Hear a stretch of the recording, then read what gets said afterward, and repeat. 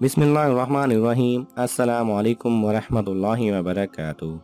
आप सल्लल्लाहु अलैहि वसल्लम ने फरमाया, क़यामत वाले दिन आदमी लाया जाएगा और आग में डाल दिया जाएगा। उसकी अंतड़ियाँ बाहर निकल आएंगी। वो उन्हें लेकर ऐसे घूमेगा जैसे गधा चक्की के साथ घूमता है। सो उसके गिर्द जहन्नमी जमा हो जाएंगे और कहेंगे, ए फलां, तुझे क्या हुआ है? क्या तू नेकी का हुक्म नहीं देता था और बुराई से नहीं रोकता था? वो कहेगा, हाँ यकीनन मैं वही हूँ, लेकिन मेरा हाल ये रहा कि मैं लोगों को तो नेकी का हुक्म देता था लेकिन खुद अमल नहीं करता था, और दूसरों को तो बुराई से रोकता था लेकिन खुद उसका इर्तिकाब करता था।